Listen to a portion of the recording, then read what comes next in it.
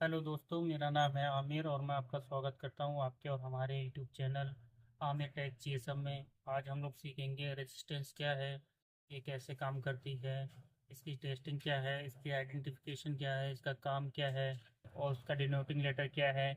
सारा कुछ हम एक इसी वीडियो में कवर करेंगे। तो आइए मैं आपको माइक्रोस्कोप पे दिखाता हूँ कि इसकी पहचान क्या है।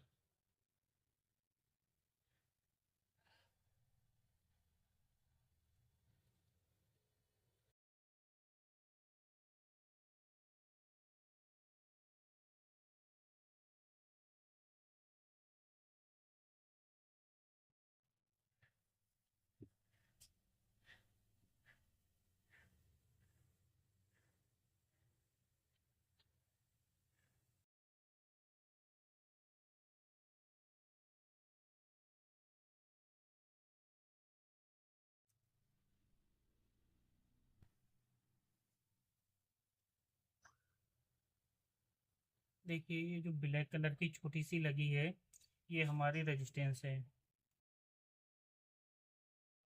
कलर की छोटी सी दिख रही है, एक ये रेजिस्टेंस है, ये रेजिस्टेंस है, ये जीरो जिस पे लिखा है ये भी रेजिस्टेंस है, ये भी रेजिस्टेंस है और बाकी इधर भी कई रेजिस्टेंस लगी हैं। तो इसकी पहचान है, जो भी रेजिस्टेंस होगी वो काले कलर की साइन करती हुई होगी, बाकी कंपोनेंट से थोड़ी दबी हुई होगी। जैसे कि आप यहाँ पे देख पाएंगे, तो ये वाली जो रेजिस्टेंस है बाकी कंपोनेंट से देखो थोड़ी नीचे है, ये मतलब हाइट में थोड़ी दबी हुई है और बाकी ये कंपोनेंट जो बड़े हैं का जो इनके साइज की लगी हुई है तो वो रेजिस्टेंस नहीं होगी, वो कॉइल होगी। और इसके दोनों सिरे सिल्वर होंगे, बीच में ब्लैक पट्टी होगी। अगर आपको इसको निकाल के देखेंगे तो इसका जो पेड़ वाला हिस्सा है, यानी ये पीठ वाला हिस्सा है, और इसके जो पेड़ वाला हिस्सा है वो पूरा वाइट होगा। ये हमारी इसकी पहचान हो गई। ठीक है, अब हम इसकी टेस्टिंग के बारे में बात कर लेते हैं, ये किस तरह से चेक होती है। ठीक है, चेकिंग मेथड हम बाद में देखेंगे, तो इसके पीछे थोड़ा सा पहले जान लेते हैं इसका डिनोमिनेटिंग लेटर क्या है। तो अगर आप डायग्राम में बॉर्नियो वगैरह में जब देखेंगे इसका डायग्राम, तो वहाँ पर एक आर बन के लिखा होगा। तो जो आर बन के लिखा हुआ है वो इसका डिनोटिंग लेटर है। और इसका डिनो सिंबल क्या है, तो ये जिगजैग फॉर्म में होता है, ऐसे करके जिगजैग फॉर्म में होता है, वो इसका सिंबल है। अब इसके बारे में थोड़ा और जान लेते हैं हम, इसका काम क्या है। तो इसका जो काम है, ये करंट को लिमिट करता है। कोई भी करंट जा रहा है उसके बहाव में रुकावट पैदा करता है, यानी उसको लिमिट करता है। ये वोल्टेज को डिवाइड भी करता है, अगर हम दो रेजिस्टेंस को या तीन को मिलाकर डिवाइडर सर्किट बनाते हैं तो उसको ये डिवाइड भी कर सकता है। प्रोटेक्शन के लिए भी लगाई जाती है कि जिससे हमारी सीपीयू या एमएमसी या आईसी वगैरह ख़राब ना हो, तो उसको ओवर वोल्टेज करंट प्रोटेक्शन के लिए भी लगाई जाती है। ये हीट को एनर्जी में कन्वर्ट करती है, ये इसके सारे काम हैं। मोबाइल में कितने प्रकार की रेजिस्टेंस लगी होती हैं, तो मोबाइल में मैक्सिमम चार तरीके की रेजिस्टेंस होती हैं। एक होती है L B R, low value resistance, जो 50 ओम तक की होती हैं।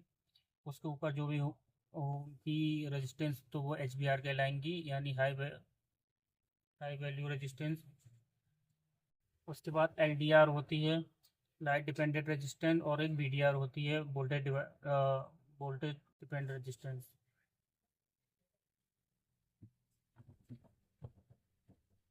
थर्मल लगाई जाती है मोबाइल के अंदर, उसको जो टेम्परेचर को सेंस करती है, टेम्परेचर के लिए यूज़ होती है। इसकी यूनिट ओम्स होती है, और 1000 ओम से 1 किलो ओम्स बनता है, और 1000 किलो ओम से 1 मेगा ओम्स बनता है। तो मोबाइल में मैक्सिमम मेगा ओम्स तक की रेजिस्टेंस आपको मिलेंगी। कैमरा मैंने अब मल्टीमीटर पर लगा दिया है, तो इसे ओम्स में सेट कर लेते हैं।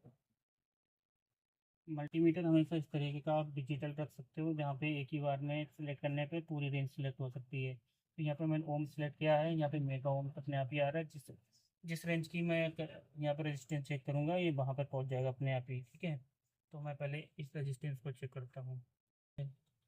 इसे टच नहीं हो पा रही थी, इसको चेक करके बताता हूँ। ये 1 किलो ओम्स की रेजिस्टेंस है, थोड़ा बहुत अंतर आएगा, 50 का 20 का वो मल्टीमीटर में होता है। तो ये 950 ओम्स की आ रही है, यानी 1 किलो ओम्स की रेजिस्टेंस है।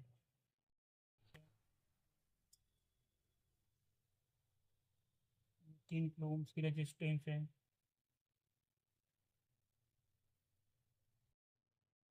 ये 2 किलो ओम्स की रेजिस्टेंस है। इसी तरह से हम बहुत सारी रेजिस्टेंस चेक, इस तरह से हम रेजिस्टेंस को चेक करते हैं।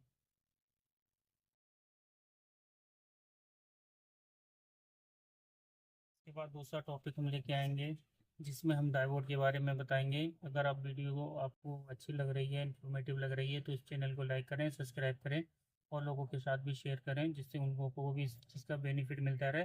साथ में आप बेल आइकन भी दबा दीजिएगा, जिससे मेरी आने वाली वीडियो का नोटिफिकेशन आपको मिलता रहे।